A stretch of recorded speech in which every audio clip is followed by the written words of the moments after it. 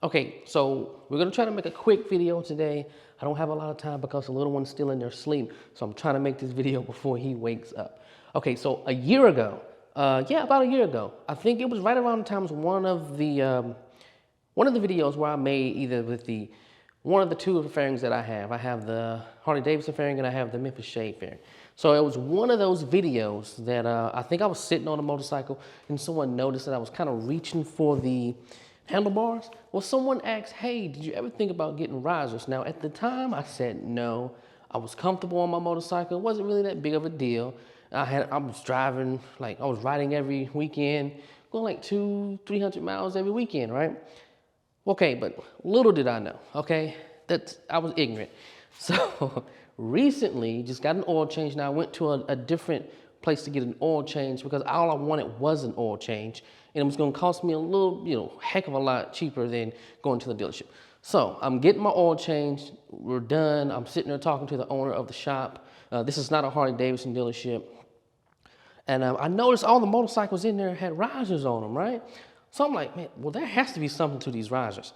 So what I did was, hey, can I talk to you about some risers? So we get to talking about risers and the benefits and all that stuff. He lets me sit on his personal bike that had some 8-inch risers on them, and it felt damn good. It changed a lot, like, of how I was sitting on the motorcycle. So all that being said, I went and done it. I went and bought some risers. I've had them for 2 weeks. I just haven't been able to upload any type of videos, but I'm showing you right now. Ready? Here we go.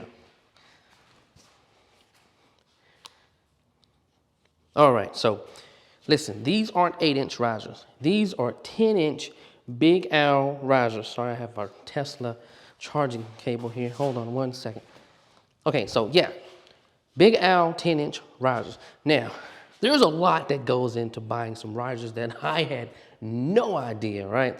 Now, I didn't know it was gonna be expensive. I was completely ignorant to this whole process, but now I know, and I wanna share it with you. Now, what I'm gonna do, we'll kind of walk through this whole setup here, and it's not gonna take that long, but I'll make a separate video detailing the price breakdown and everything in the next video. Okay, so here we go.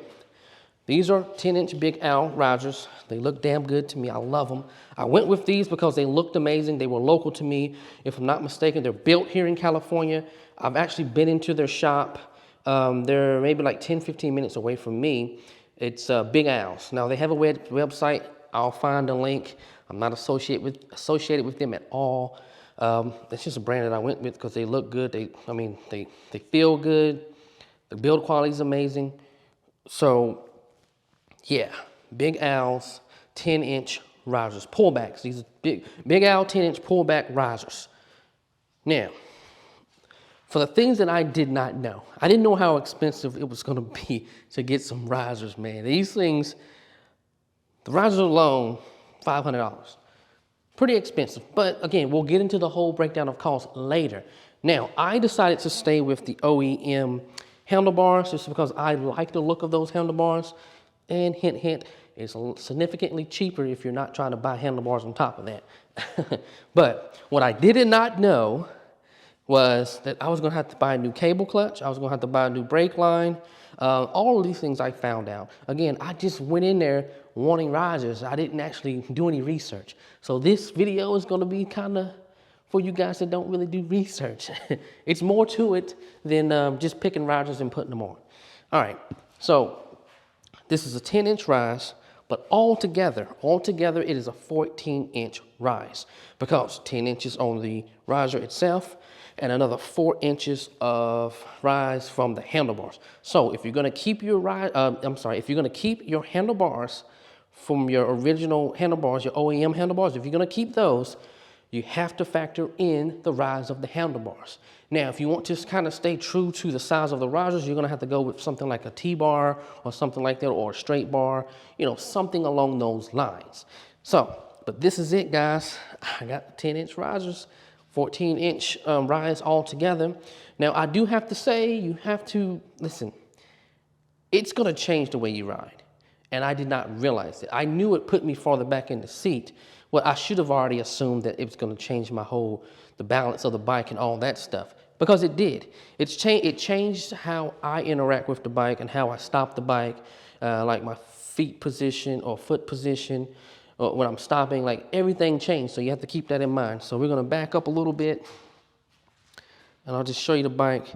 Give me 1 second. I'm gonna put the fairing on so you can see this, but I love it.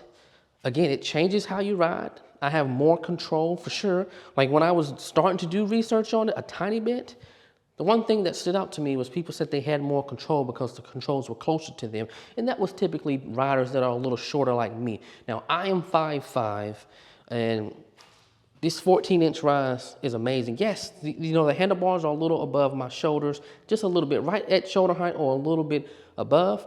But to me, I love it. Okay, give me 1 second. I'm gonna put the fairing back on. Okay, so this is what the motorcycle looks like with the fairing on. I love it. It makes it look so much better, so much better. But next video, we'll pull it completely out. I have to run now because the little one's starting to wake up and it's time for him to eat. So I love it. Stay tuned. There's so much that goes into buying these things. We'll get into that whole breakdown in the next video. Thanks.